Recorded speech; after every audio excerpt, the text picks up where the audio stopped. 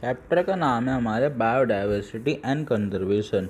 Biodiversity term है ये popularise bye Edward Wilson. किसने दी थी ये टर्म बायोडाइवर्सिटी? एडवर्ड विल्सन ने दी थी ये term biodiversity. Ranging from macro molecule within a cell up to the biomass, biodiversity in our biosphere is immense. बहुत बड़ी है बायोडाइवर्सिटी, ठीक है, हमारे बायोस्फीयर में। ठीक है, कहाँ से चालू होती है? मैक्रो मॉलिक्यूल से चालू होती है सेल के अंदर और बायोमास तक जाती है। According to the Edward Wilson, biodiversity is a combined diversity at all level of biological organization. Edward Wilson के हिसाब से बायोडाइवर्सिटी है एक कंबाइंड डाइवर्सिटी है और एट ऑल लेवल, सारे लेवल पे, और बायोलॉजिकल ऑर्गेनाइजेशन के। Gaining the present rich diversity in nature has taken millions of years of evolution, but if the present rate of species loss continue, it will be lost less than 2 centuries। ये कह रहे हैं biodiversity है, ये rich biodiversity हो चुकी है हमारी नेचर में, इसने मिलियंस ऑफ ईयर्स लिए हैं एवोल्यूशन के। अगर जिस रेट पे आज लॉस हो रही है, स्पीसीज लॉस हो रही है बायोडाइवर्सिटी में, वो कंटिन्यू रहा तो ये सारी की सारी लॉस हो जाएगी, ख़त्म हो जाएगी लेस देन 2 सेंचुरीज़ के अंदर। Most important type of biodiversities are genetic biodiversity.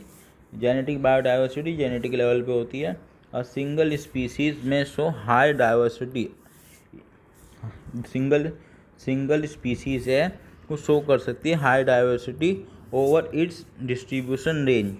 ठीक है, मतलब कि यहाँ पे आप मान लीजिए थोड़ा एक ही स्पीसीज शो कर सकती है हाई डाइवर्सिटी। मान लीजिए इंसान है, अफ्रीका का इंसान थोड़ा अलग दिखता है, इंडिया का अलग दिखता है, चाइना का अलग दिखता है।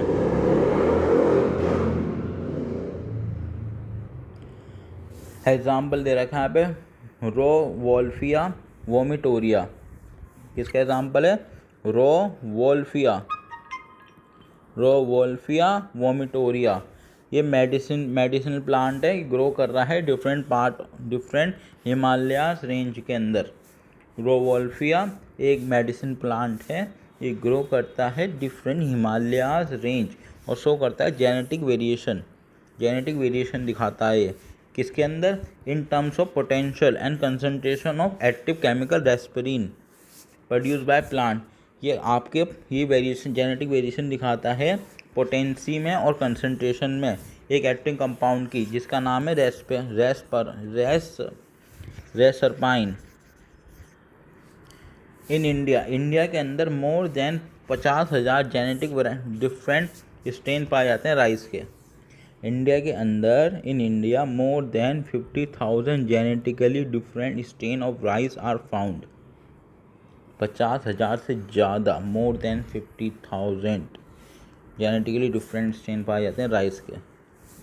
तीसरा एग्जाम्पल दे रखा है यहाँ पे, इंडिया के अंदर more than 1,000 variety of mangoes are found. India के अंदर 1,000 से ज़्यादा वैरायटी पाई जाती है मैंगो की। Species diversity at species level. Species diversity होती है स्पीसीज लेवल पे। एग्जाम्पल देखा है, amphibian species diversity is more rich in western Ghats in comparison to the eastern Ghat. Amphibian की स्पीसीज डाइवर्सिटी है ये ज़्यादा पाई जाती है, रिच पाई जाती है वेस्टर्न घाट्स में in comparison of eastern Ghats. Ecological diversity, it is a diversity at ecosystem level. Ecological diversity होती है, ये डाइवर्सिटी होती है इकोसिस्टम लेवल पे। Example desert, rain forest, mangrove, coral reef, wetlands. ठीक है, alpine meadows in India have greater ecological diversity. India के पास क्या है? ग्रेटर इकोलॉजिकल डाइवर्सिटी है in comparison to the Scandinavian countries like Norway. How many species are there on Earth and how many in India? According to the IUCN 2004, total number of known plant and animal species for it more than 1.5 million.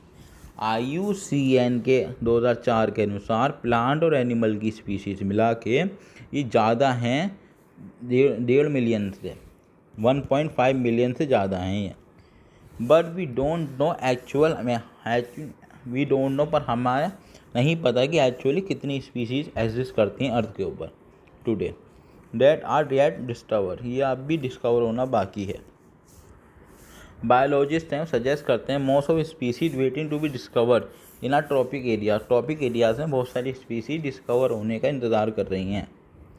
According to Robert में, ये scientist का नाम है Robert में, इनके अनुसार global species diversity है 7 million है। ग्लोबल स्पीसीज की डाइवर्सिटी 7 मिलियन है इनके अनुसार, रॉबर्ट में के अनुसार। देखो कितना फ़र्क है।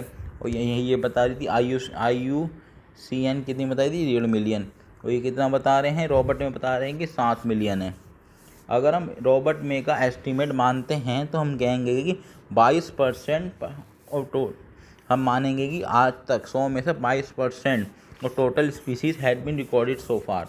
हम मानेंगे कि 100 में से 22% स्पीसीज है, बस वही ढूंढी गई हैं आज तक। Biologist are not sure about how many species prokaryote has might be there. और प्रोकैरियोट की तो पूछे मत, प्रोकैरियोट में बायोलॉजिस्ट को ये पता ही नहीं कि कितनी स्पीसीज हैं।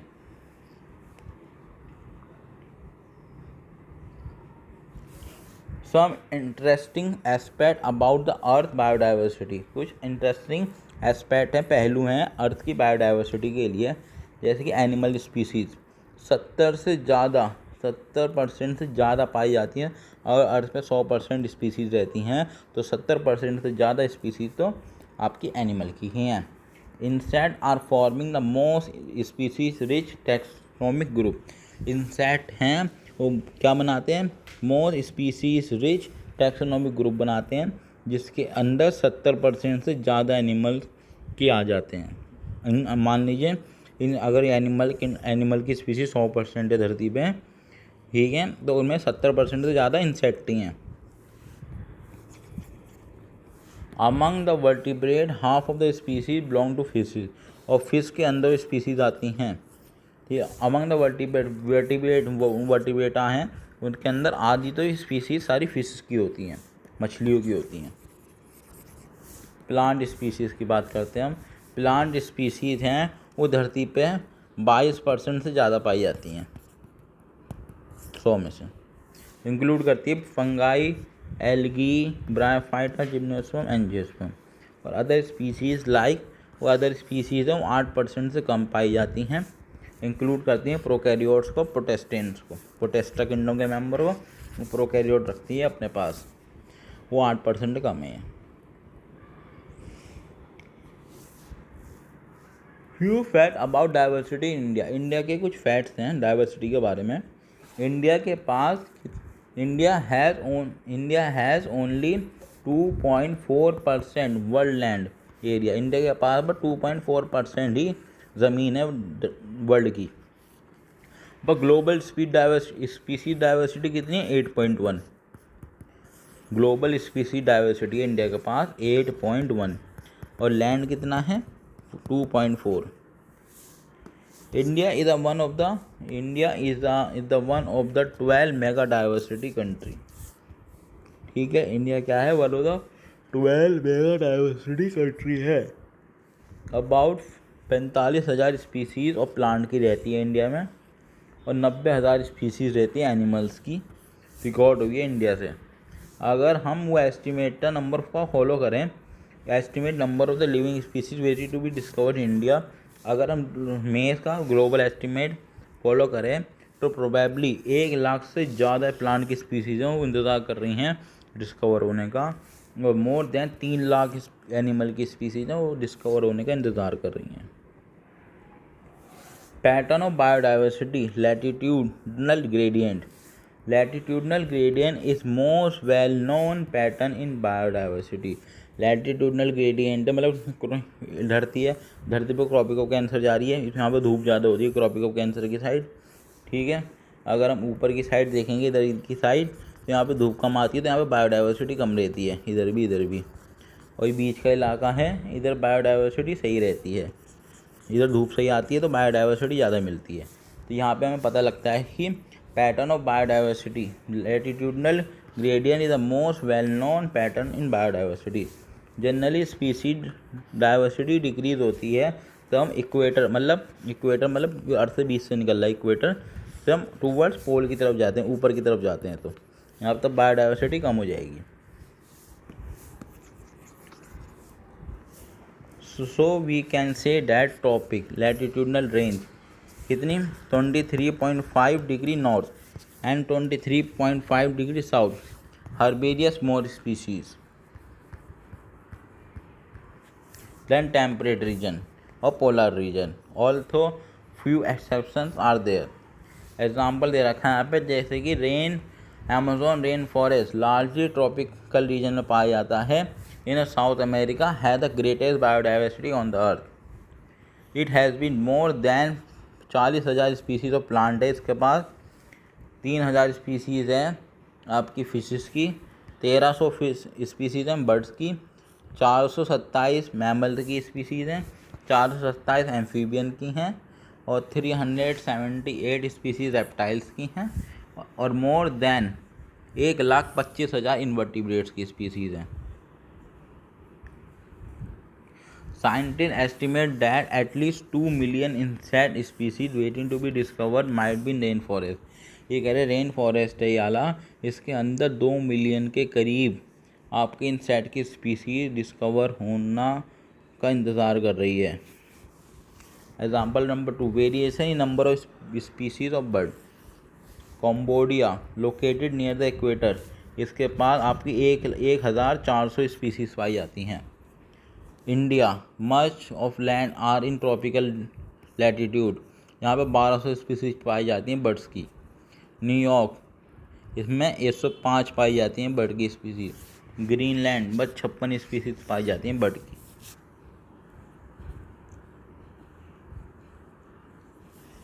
Example number 3, forest in a tropical region like equator.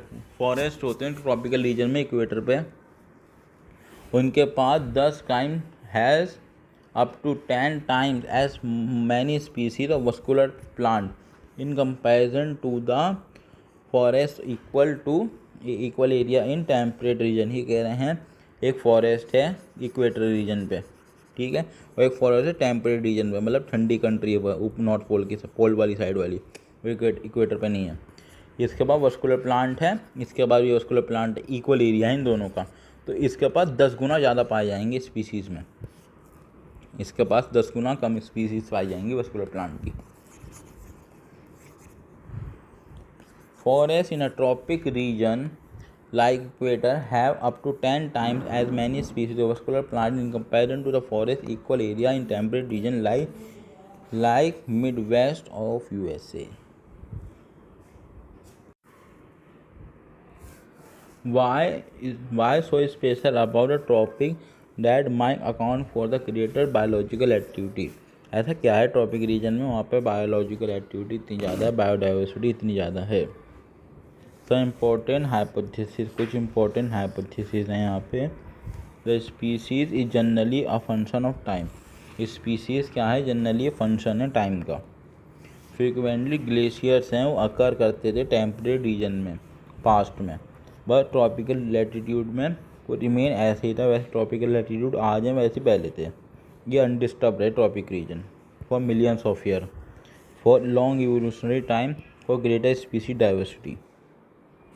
ये कह रहे हैं कि ये था आपका अर्थ है, ये अर्थ है, अर्थ ये आपकी ट्रॉपिक रीजन होगी बीच वाला, इधर ऊपर की साइड यहाँ पे आपकी बर्फ़ जमी थी बहुत सालों तक, ठीक है, यहाँ पे बर्फ़ जमी हुई थी, ये बीच में बर्फ़ नहीं थी, ये सिंपल से इन पर कोई चेंज नहीं आया ज़्यादा तगड़ा, ये ऊपर वाली रीजन थी कि इनकी बर्फ़ पिघलती चली गई, ये कंट्री अब सही से बनती चली गई मिलियंस ऑफ ईयर में।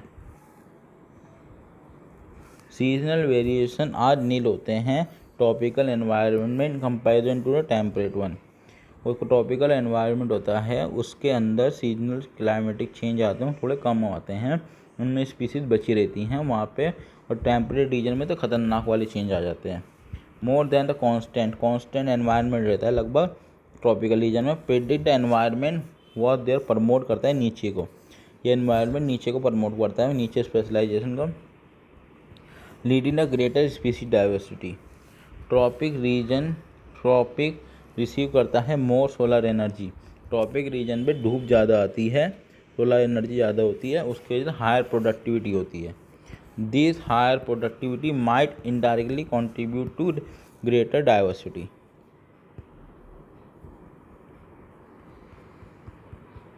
अब यहाँ पे एक ग्राफ आता है, एक क्या आता है, उसका नाम है स्पीसीज एरिया रिलेशनशिप। एक जर्मन नेचुरलिस्ट था, जोग्राफर भी था वो, अलेक्जेंडर वॉन हम्बोल्ट नाम है उस साइंटिस्ट का। ये साइंटिस्ट है, वो जर्मन नेचुरलिस्ट था और जोग्राफर था, उसका नाम है Alexander von Humboldt. During his exploration in the South America jungle, इन्होंने अपनी एक्सप्लोर किया था इसे साउथ अमेरिका के जंगल को। इन्होंने ऑब्जर्व करा था कि within a region species richness increase कर रही है, ऐसे जैसे जगह बढ़ रही है जैसे स्पीसीज की डाइवर्सिटी इन्हें बढ़ती दिख रही है। अब इंक्रीज एरिया, बट एक लिमिट के बाद ये रुक गया, एरिया बढ़ता चला गया, स्पीसीज डाइवर्सिटी उतनी थी उतनी रह गई। Area relationship between the species richness and the area wide variety of taxa become rectangular hyperbola. कैसा ग्राफ आ रहा था, रेक्टेंगुलर हाइपरबोला ग्राफ आ रहा है। जब आप किसको, जब आप स्पीसीज रिचनेस को साइड इधर रखोगे और यहाँ पे आप रखोगे एरिया को, तो ऐसा ग्राफ आएगा, रेक्टेंगुलर हाइपरबोला।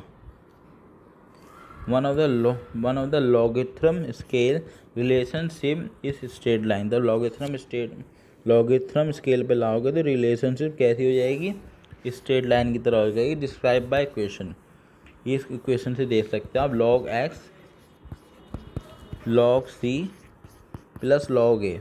एच दिखा रहा है स्पीसीज रिचनेस को, ए दिखा रहा है एरिया को, जेड दिखा रहा है स्लोप ऑफ लाइन को, सी दिखा रहा है वाई इंटरसेप्ट को। वो जेड है, जेड लाई कर रहा है in the range of 0.1 to 0.2 irrespective of the taxonomic group or region, whether it is a plant in Britain, in British bird in California or mollusca in New York state, the slope or aggregation line amazingly similar रहेगी, but the slope of line becomes slipper, भी slope of line slipper हो जाएगी। z की value कब क्या होगी, 0.6 से 1.2 हो जाएगी। We analyze the species area relationship for the very large area like entire continent. Example, the value of Z for frugivorous, मतलब फ्रूट खाने वाली चिड़िया के लिए, फ्रूटिवोरस बर्ड के लिए और मैमल्स के लिए ट्रॉपिक रीजन में of different continent found is 1.15, इतनी होती है। The important species diversity to the ecosystem. Generally, it is believed that the presence of more species in community make it more stable. ये कह रहे हैं जितनी स्पीसीज होगी, जितनी स्पीसीज डाइवर्सिटी होगी कम्युनिटी के अंदर, उतनी ही कम्युनिटी स्टेबल कहलाएगी। According to the David Tillman's long-term ecosystem experiment using outdoor plot can be said that, इन्होंने कहा था स्टेबल कम्युनिटी शो करती है very little year two year variation in total biomass. If the species if the diversity increase, productivity of ecosystem also increase। अगर diversity increase होगी तो productivity भी increase हो जाएगी इकोसिस्टम की। A stable community is either, एक stable community either होती है, रेजिस्टेंस होती है और रिसाइलेंट होती है टू द डिस्टर्बेंस, नेचुरल और man made. Also it must be resistance to invasion by alien species. ये स्टेबल कम्युनिटी होती है, रेजिस्टेंस रोकने की प्रतिरोधक क्षमता रखती है अपने पास डिस्टर्बेंस के खिलाफ, या मैन मेड हो या फिर नेचुरल हो। और इसके बाद रेजिस्टेंस होता है तो इन्वेजन, सब खतरा होता है पर हमला होता है एलियन स्पीसीज द्वारा, उसके बाद उससे भी लड़ सकती हैं। At present we are losing the species at alarming pace. ये कह रहे हैं आज के टाइम पे हम स्पीसीज लूज कर रहे हैं, खो रहे हैं एस अलार्मिंग फेस, मतलब बहुत तेज़ी से अलार्म बज रहा है, इस तरह से उनकी स्पीसीज ख़त्म हो रही हैं। रिवर्ट पॉपर हाइपोथेसिस, एक रिवर्ट पॉपर हाइपोथेसिस है, ये दी थी स्टैनफोर्ड ने दी थी, इकोलॉजिस्ट थे पॉल इनरिच, ठीक है। स्टैनफोर्ड इकोलॉजिस्ट थे ये, उनका नाम है पॉल एनरिच, इन्होंने रिवर्ट पॉपर हाइपोथेसिस दी थी। स्टैनफोर्ड एक यूनिवर्सिटी का नाम है, उसके इकोलॉजिस्ट थे ये पॉल एनरिच, इन्होंने एक हाइपोथेसिस दी थी, उसका नाम है रिवर्ट पॉपर। अब दिस हाइपोथेसिस एक्सप्लेन करती है importance of diversity on earth. In this hypothesis airplane is consider as a equals to the ecosystem. इन्होंने इस हाइपोथेसिस में एयरप्लेन को इकोसिस्टम से मिलाया है, तुलना करिए इसकी। इन विच सारे के सारे जॉइंट्स हैं टुगेदर हैं by using thousand of reverts, revert मतलब नट बोल्ट, ठीक है ना, इनसे जुड़े हुए हैं, ये सारे पार्ट रिवर्ट से जुड़े हुए हैं। और रिवर्ट्स को बताया है स्पीसीज़, रिवर्ट्स की तुलना करिए स्पीसीज़ से। Now if the passenger starting popping a revert, अब मान ली पैसेंजर ने सारे नट बोल्ट निकालने चालू कर दिए, ये इंडिकेट कर रहा है एसिस्ट, और नट बोल्ट पैसेंजर का नट बोल्ट निकालना क्या बता रहा है, इंडिकेट कर रहा है extinction of species. Initially it may not affect, शुरुआत में तो अफेक्ट नहीं करेगा safety to flight, stability and function of ecosystem, but more and more rivet, जब ऐसे ऐसे नट बोल्ट ज़्यादा से ज़्यादा निकलते जाएंगे, ग्रेजुअली एक्सटेंशन स्पीसीज होता रहेगा, the plane will become dangerous and weak over a period, और प्लेन कैसा हो जाएगा, वीक हो जाएगा और डेंजरस बन जाएगा over a period. Time and the stability of ecosystem is dangerous threatened, position of reverse from which it is remove में ऑल्सो भी क्रिटिकल, ठीक है ना। ऐसा होता है कुछ पोजीशन है जो क्रिटिकल है, वहाँ से हम रिवर्ट निकाल दें, जैसे क्रिटिकल पोजीशन के वो रिवर्ट निकलेंगे, उनका नाम है लूज और loss of revert from wing, जैसे कि विंग्स से निकाल दिया आपने रिवर्ट, और ये विंग्स वाले रिवर्ट को इन्होंने की स्पीसीज का है, की species that drive the major ecosystem function is more serious threaten to the safety of the flight in comparison to the loss of reward from the seat of windows inside the plane. Loss of biodiversity at the present human activities are more important threat, धमकी बन चुकी हैं biological wealth के लिए of our planet, is result in the extinction of the many species and decline its diversity.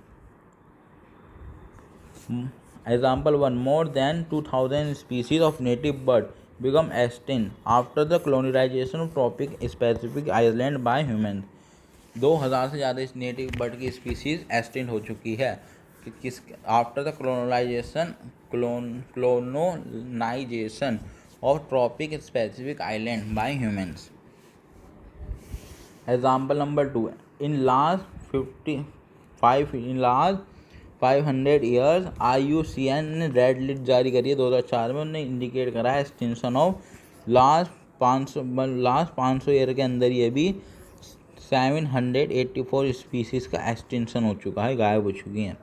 उसमें से 338 vertebrates की species हैं, 359 इनवर्टिब्रेट की हैं और 87 प्लांट की हैं। Some example of the recent extinction, कुछ एग्जाम्पल दे रखे हैं यहाँ पे रीसेंट एक्सटेंशन हुई हैं जिन स्पीसीज़ का। डोडो मारीटिफ में पाया जाता था, ये कंट्री है। क्वागा अफ्रीका में पाया जाता था। थैलीसीन ऑस्ट्रेलिया में पाया जाता था। स्टेलर काव रशिया में पाई जाती थी। स्टेलर सी काव रशिया में पाई जाती थी। सब स्पीसीज बाली जावन कैस्पियन टाइगर की हैं। Extension of 27 species occur in just last 20 year, ये लास्ट 20 ईयर जो बीते हैं अभी उसके अंदर ही एक्सटेंशन हो चुका है 27 स्पीसीज का। Analysis of record so that amphibian appear to be the more vulnerable to extinction, मतलब एम्फीबियन को ज़्यादा खतरा है गायब होने का, इनकी प्रजाति ख़त्म होने का।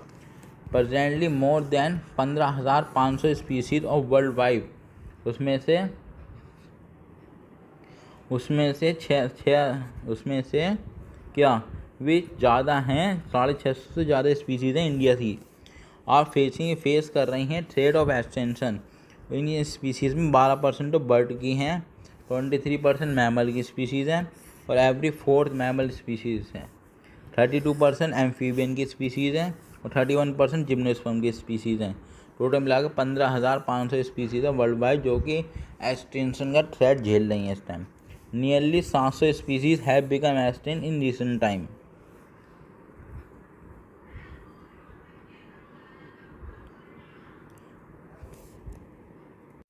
मास एक्सटेंशन, ये हम मास एक्सटेंशन कहते हैं, ये refer to the large scale loss of species. मतलब लार्ज स्केल पे लॉस हुआ था स्पीसीज का, उसे कहते हैं मास एक्सटेंशन। फॉसिल जो कि रिकॉर्ड हुए हैं वो इंडिकेट करते हैं कि 5 एपिसोड और मास एक्सटेंशन के ऑलरेडी हो चुके हैं अर्थ के ऊपर, धरती के ऊपर। Even before the evolution of human के इवोल्यूशन से भी पहले 5 एपिसोड बीत चुके हैं मास एक्सटेंशन के, ठीक है, जिससे पहले इंसान आए भी नहीं थे, इवॉल्व भी नहीं हुए थे। 6th extension is presently in progress, जो 6ठा एक्सटेंशन चल रहा है वो प्रोग्रेस में चल रहा है। Its face rate of extinction of species is estimated to be 100 से 1000 टाइम ज़्यादा तेज़ी से भग रहा है याला। 6th एक्सटेंशन है वो 100 से 1000 रेट से ज़्यादा की स्पीड से ज़्यादा चल रहा है दैन द प्रीवियस 5 एक्सटेंशन। क्यों? ह्यूमन एक्टिविटी की वजह से ये 100 से 1000 टाइम ज़्यादा तेज़ी से हो रहा है 6th एक्सटेंशन, ह्यूमन की एक्टिविटी की वजह से। If the present scenario continue, अगर ये प्रेजेंट वाला सिनेरियो चल रहा है, कंटिन्यू रहा, almost half of species on earth will become extinct in coming 100 साल के अंदर ही, अगले 100 साल के अंदर ही आधी स्पीसीज धरती की ख़त्म हो जाएंगी अगर इसी हिसाब से मास एक्सटिंक्शन चलता रहा तो। Effect of loss of biodiversity, the loss of biodiversity in a region result in the following. Plant production decline हो जाता है अगर बायोडाइवर्सिटी कम हो जाती है। Resistance against the conditional and environmental perturbation like drought and lowered, ठीक है, रेजिस्टेंस अगेन कंडीशन जैसे सूखा पड़ जाना, इन सब चीज़ों के अगेन रेजिस्टेंस कम हो जाता है। वेबिलिटी आ जाती है और सर्टेन इकोसिस्टम प्रोसेस में, द प्लांट प्रोडक्टिविटी में, वाटर यूजेज में, पेस्ट एंड डिसीज साइकिल में एक्सेट्रा। कॉज क्या होती है बायोडाइवर्सिटी लॉस की? जब यहाँ पे है ना 4 मेजर कॉज हैं, उसे हम ईविल क्वार्टर कहते हैं, ईविल क्वार्टेट। 4 मेजर कॉज हैं बायोडाइवर्सिटी की, उसे हम ईविल क्वार्टेट कहते हैं। पहला नाम है हैबिटेट लॉस एंड फ्रेगमेंटेशन, और दूसरी कॉज का नाम है जिसकी वजह से लॉस हो रहा है ओवर एक्सप्लॉयटेशन, और तीसरा है एलियन स्पीसीज इन्वर्जन, और चौथा है कोएक्सिस्टेंस, ठीक है ना, एग्जिस्टेंस मतलब ख़त्म हो जाना, दोनों साथ में स्पीसीज ख़त्म हो जाती हैं। एक स्पीसीज दूसरी पर डिपेंडेंट है, अगर एक ख़त्म हो गई तो दूसरी खुद ब ख़त्म हो जाएगी। Habitat loss and fragmentation the most important cause है ये extinction of plant and animal species के लिए, ठीक है ना। कौन सा? Habitat loss and fragmentation. Urbanization is a root cause. Urbanization मतलब शहर बनाना जंगलों को काट के, ये एक मेजर रूट कॉज है इसकी। Tropical rain forest once covering more than 14% of earth land surface, ठीक है। शुरुआत में एक टाइम की बात है कि ट्रॉपिकल रेन फॉरेस्ट है ना वो 14% अर्थ की धरती कवर करता था, और आज के टाइम पे वो 6% कवर करता है बस tropical rain forest. Amazon rain forest also known as the lungs of planet, Amazon rain forest को हम लंग्स ऑफ प्लैनेट कहते हैं because of its huge size and habitat for millions of species. क्यों? ये तो इतना बड़ा ह्यूज साइज है इसका, और ये हैबिटेट है बहुत सब मिलियंस ऑफ स्पीसीज का, and lightly been cut and clear for cultivation, और इसे हम काट रहे हैं, किसे कट करा जा रहा है, काटा जा रहा है, ठीक है, फॉर कल्टिवेशन के लिए। सोयाबीन की कल्टीवेशन के लिए इसे काटा जा रहा है। ग्रास लैंड बनाने के लिए for rearing beef cattle.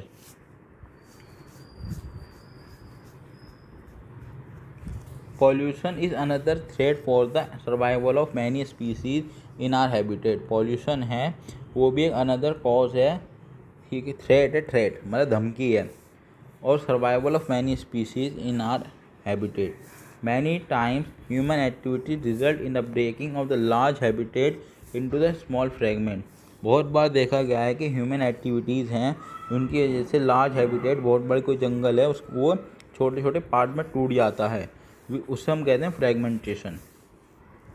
Fragmentation result in the decline of population of specially mammals and the birds.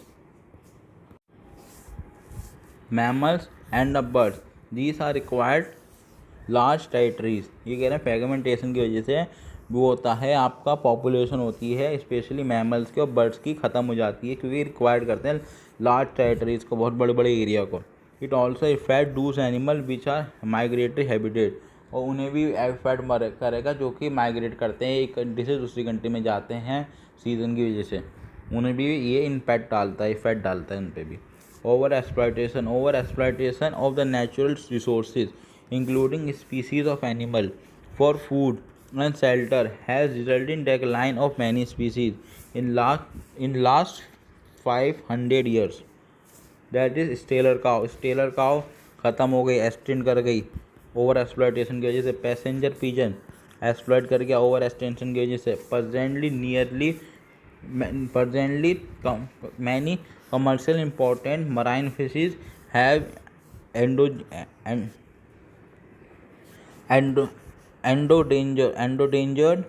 due to the various harvestment. Alien species inversion, introduction of alien species. आप मान लीजिए किसी तालाब में कहीं भी कोई एलियन स्पीसीज, मतलब वहाँ की स्पीसीज नहीं है, कहीं और की स्पीसीज को आप कहीं और डाल रहे हो, उसे एलियन स्पीसीज कह दिया। एलियन स्पीसीज को आपने किसी हैबिटेट में डाला तो मैनी टाइम रिजल्ट कर जाता है, उसकी वजह से बहुत सारे एक्सटेंशन हो जाता है इंडिजिनियस स्पीसीज़ का। ये कौन सी इंडिजिनियस स्पीसीज़ होती हैं? जो पहले से रह रही है उस जगह पे, वहाँ पर आपने एलियन स्पीसीज डाली है, रेसिडेंशियल स्पीसीज मतलब। Introduction of the Nile perch, आपने नाइल पर्च डाला जो एलियन फ्रेश वाटर फिश थी, लेक ऑफ विक्टोरिया में, ईस्ट अफ्रीका में है जो, उसकी वजह से एक्सटेंशन हो गया more than 200 species of cichlid fish का। कौन सी फिश का? सिचलिड फिश के 200 स्पीसीज थी, उनका एक्सटेंशन हो गया। सिचलिड फिश थी है कि इंडिजिनियस फ्रेश वाटर फिश थी।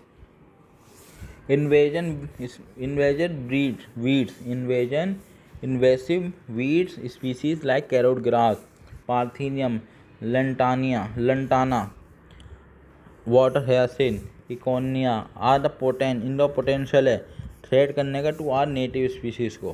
कौन कौन से हैं ये? कैरोट ग्रास, तो पार्थेनियम कह दिया, लंटाना, वाटर हयासिन, इकोनिया।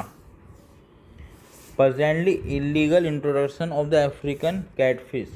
अब यहाँ वो इलीगल इंट्रोडक्शन हुआ अफ्रीकन कैटफिश का, उसका नाम क्या है? Clarias gariepinus for the aquaculture is posing a threat to the indigenous catfish in our river. ठीक है, वो एक धमकी बन चुका, थ्रेट बन चुकी है। आपने इलीगली इंट्रोडक्शन कराया था अफ्रीकन कैटफिश का फॉर द एक्वाकल्चर, वो थ्रेट बन चुका है इंडिजिनियस, मतलब वो हमारी नदी में वो जो फिशेज रह रही थी कैटफिशेज, उनके लिए ये थ्रेट बन चुकी है। को extension with the extinction of one species the plant and animal obligatory associated with it and also become extinct। एक स्पीसीज़ है, ए मान लीजिए, उससे एक दूसरी स्पीसीज़ है, दोनों डिपेंडेंट है एक दूसरे के ऊपर। अगर एक एक्सटेंट हो जाती है तो दूसरी भी एक्सटेंट हो जाएगी, इसे को एक्सटेंशन कहेंगे। ठीक है,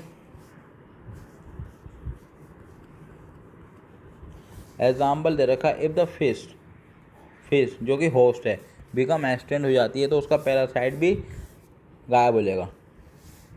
plant and their pollinator are co evolve mutually, extension of one of them will definitely result in extension of other plant. कुछ प्लांट होते हैं उनके पॉलिनेटर होते हैं, कोएग्जिस्ट करते हैं, वो को एग्जिस्टेंस में रहते हैं। वो अगर प्लांट इवॉल्व हो रहा है तो उसका पॉलिनेटर भी इवॉल्व होगा। अब प्लांट ख़त्म हो जाएगा तो उसका पॉलिनेटर भी मर जाएगा, ख़त्म हो जाएगा, स्पीसीज गायब हो जाएगी उसकी। Biodiversity conservation group. Biodiversity conservation reason for the conservation of biodiversity can be group into 3 category. क्या ज़रूरत है बायोडाइवर्सिटी को कंजर्व करने की, बचाने की? वो उसका रीज़न है, उसे हम 3 कैटेगरी में बताते हैं उसके रीजन को। पहला हम नैरो यूटिलाइजेशन करते हैं बायोडाइवर्सिटी से। Human drive many direct economic benefit from the nature like food, cereal, pearls, fruit, firewoods, fibre, medicine importance, construction material, industrial product, tanning, lubricant, dyes, resin, perfume. ये हम इंसानों को ज़रूरत होती है प्लांट से कुछ कुछ सामानों की, उन्हें कहते हैं नैरो यूटिलाइजेशन।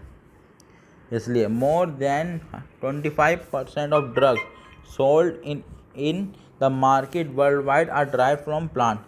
आज के टाइम पे जो कि 25% से ज़्यादा ड्रग्स मार्केट में बिक रहे हैं वो दुनिया में वो आपके प्लांट से बने हुए हैं, प्लांट से ही ड्राइव हुए हैं। Native people around the world use करते हैं 25,000 species of plant for traditional medicine.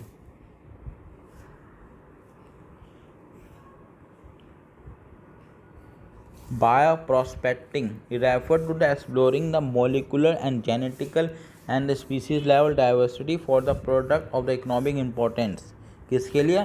For the product of economic importance, so the product may be obtained in more quantity। अब यहाँ पे दूसरे तरीके का यूटिलाइजेशन आता है, broadly utilization. According to the broadly utilization argument, biodiversity play करती है role in many ecosystem service में। Fast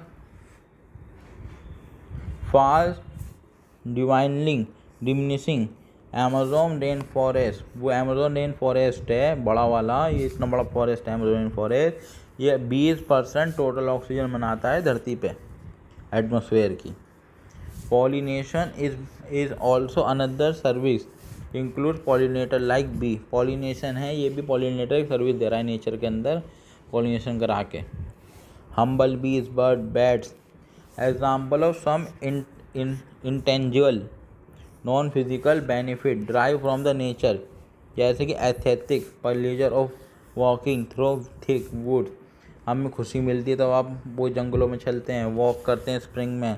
flower is in blooms and walking up to the bulbul song in morning.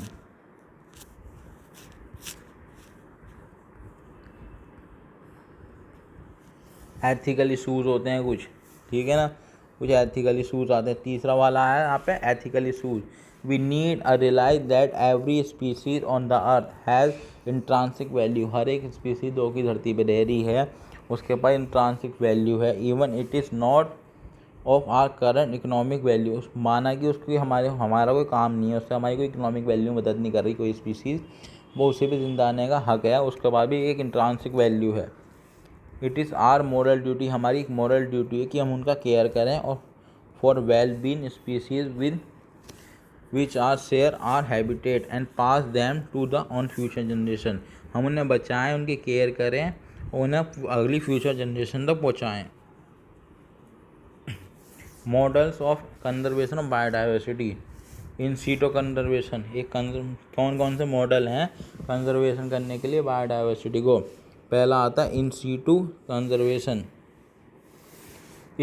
हम बचाते हैं, कंजर्व करते हैं, प्रोटेक्ट करते हैं होल इकोसिस्टम को और इस बायोडाइवर्सिटी को एट ऑल लेवल, हर एक लेवल पे। In forest to save tiger, this approach will be term as in situ. In situ में क्या होता है? ऑन साइट कंजर्वेशन होता है।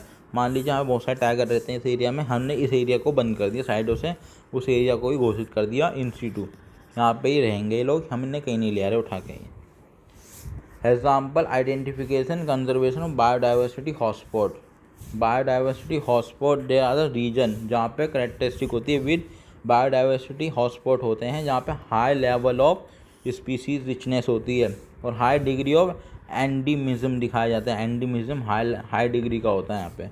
Species found only in the specific region, नॉ, ठीक है, और कहीं नहीं पाई जाने की, उसे कहते हैं हाई डिग्री ऑफ एंडीमिज्म। जो स्पीसीज भाई इसी इलाके में पाई जाएगी और कहीं पाई नहीं जाने की। Number of biodiversity hotspot world wide, initially तो 25 थे, अब 34 हो चुके हैं। These hotspot are also be in the region of the accelerated habitat loss. ये रीजन हैं, ये क्या कर रहे हैं, एक्सलेट कर रहे हैं, ये कम कर रहे हैं इस तरह से हैबिटेट लॉस को। If strictly protection of these hotspot done, अगर इनकी भी प्रोटेक्शन हम करें सही से strictly, it may reduce the on going extinction by 30%। 30% मार हम रोक देंगे। 30% एक्सटेंशन हो रहा है, इसे हम रोक देंगे। इंडिया अगर हम इसकी स्ट्रिक्टली प्रोटेक्शन करें बायोडाइवर्सिटी हॉटस्पॉट की, इन इंडिया के अंदर 3 हॉटस्पॉट पाए जाते हैं, western Ghat and Sri Lanka, Indo Burma, Himalaya. All the biodiversity hotspot cover less than 2% of the earth land area, but species richness is very high. ठीक है ना, स्पीसीज रिचनेस कैसी है, वेरी हाई है। पर वही कवर क्या करते हैं, 2% कवर करते हैं अर्थ का land. To create the legally protected area like biosphere reserve, ये 14 है। हमने बायोस्फीयर रिजर्व 14 बना रखे हैं, नेशनल पार्क 90 बना रखे हैं, सेंचुरीज बना रखे हैं हमने 448। Sacred group and other conservatives in India के अंदर many culture trees wild life are given to the protection. These are the sacred group. Sacred group क्या है, ग्रुप है, संस्थाएं बनाए रखी हैं जो आपका इन्हें बचाती हैं, कल्चरल ट्रीज को बचाती हैं, वाइल्ड लाइफ को बचाती हैं, इन्हें कहते हैं स्केयर्ड ग्रुप्स। एग्जाम्पल में दे रखा है यहाँ पे इन झांसी लिखा है ना, एंड ये बात देख लीजिए, झांसी और Jaintia hills of Meghalaya, loss of refuges for the many species of rare and threatened plant. ये आपका स्केयर ग्रुप दे रखा है, क्या ऊपर वाला, ये क्या देखा, Aravalli hills in of Rajasthan, in western Ghat region of Karnataka and Maharashtra, and Sarguja Chandra Bastar area of Madhya Pradesh. ये आपके स्केयर ग्रुप्स दे रखे हैं सारे के सारे। ex-situ conservation, in this mode of conservation endangered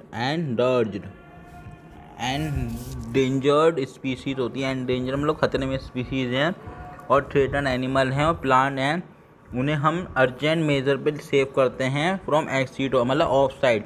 मान लीजिए हम कहीं से प्लांट उठा के कहीं सेव कर रहे हैं, कहीं और ले जाके रखने हैं उसे बचाने के लिए। Away from the site of occurrences approach. इसमें एग्जाम्पल आते हैं creation of zoological park, botanical garden and wild life so far. Threatened animal and plant are shifted from the natural habitat and placed above the mentioned special setting where they can be protected and given a special care. Many animals has become extinct in our wild but maintained in zoological park. In vitro fertilization, tissue culture, propagation and cryopreservation of gamete of the threatened species can be kept viable fertile for a long period using the cryopreservation technique. Egg can be fertile in vitro and a plant can be propagated using the tissue culture and method. Creation of the sea bank and the conservation seas for the long period. Convention on the biological diversity are Smith. It was the historical convention on the biological diversity held in Rio de Janeiro, 1992, to take the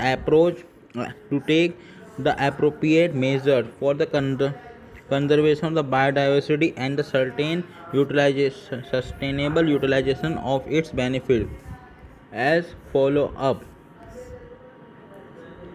the world summit on the sustainable development held in 2002 Johannesburg, South Africa. It was the having 190 member of country will pledge their commitment to achieve significant reduction of the current rate biodiversity loss global, regional and by 2010. ये हो गए आपके diagram देख लीजिएगा और ये diagram दे रखा है, उसी ग्राफ को मैंने बता दिया।